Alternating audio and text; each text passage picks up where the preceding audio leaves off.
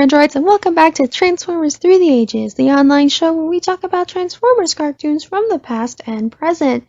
My name is the Friendly Android, and today we are going to be talking about Siege, Chapter 1, Episode 2. If you have not yet seen the show, this is your spoiler warning. Please go out and check out the show on Netflix, and then come back and finish this video. Alright, here we go.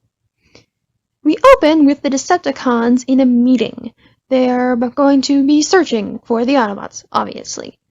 But they have a surprise visitor in an amazing disguise. I wonder who it could be. The Starscream and Jetfire argue again, and I get the feeling that this is going to be a reoccurring theme throughout. The visitor turns out to be Magnus! What a shock! Who would have guessed? Magnus is here to surrender to the Decepticons. They attempt negotiations, but get nowhere. And by negotiations, I mean they reminisce on the past. Megatron insists on the Autobots standing down. Magnus refuses to make a decision that goes against the other's conscience.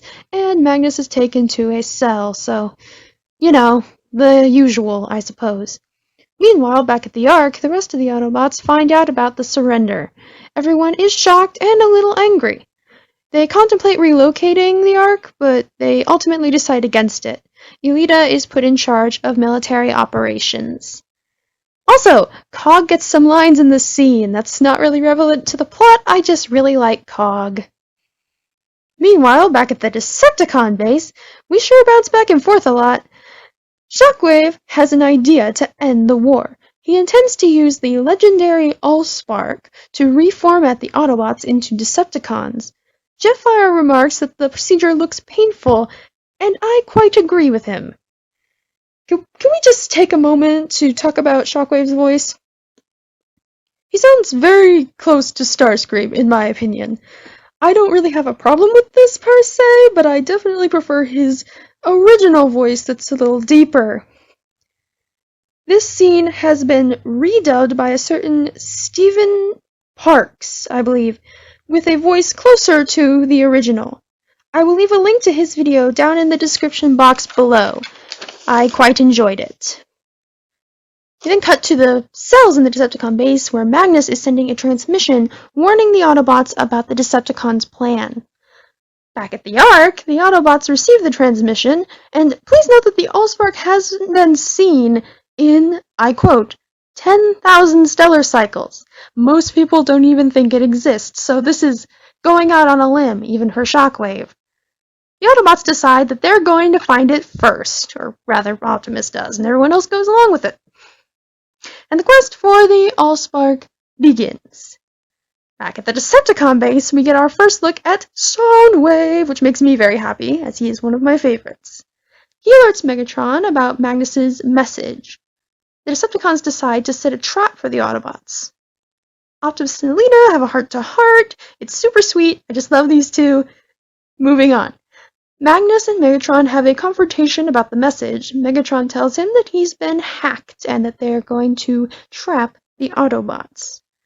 The Autobots walk right into the trap, as I suspected, and things get rough really quickly. We get to see a lot of cool Decepticons in this scene. We've got Impactor, Barricade, Spinister, and Skytread. So we got two scavengers. Of course, there is no Allspark, just some highly concentrated energon. During the battle, Cog is injured, and a building lands on Impactor and his little crew that rallied to him. That'll come back later. The Autobots retreat after the building comes down. They return to their base in defeat. There's a little conversation with the doctor, and yeah, nothing really happens in this scene. The Decepticons search for Impactor, but only find his arm.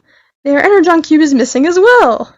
Megatron is not pleased with any of this, and thinks the Autobots got away with the Energon, but Shockwave informs him that neither faction has it, as we cut to a shot of Bumblebee carrying it away. We then transfer to another confrontation with Magnus. Megatron wants to know Prime's location, but Magnus refuses to give it up. Megatron punches through the prison barrier somehow. Isn't the main point of the barrier being there not to let solid things through it? Guess this is an exception? We then end with a sinister shot of Megatron as he voices his goal of eliminating the Autobots. This episode was okay.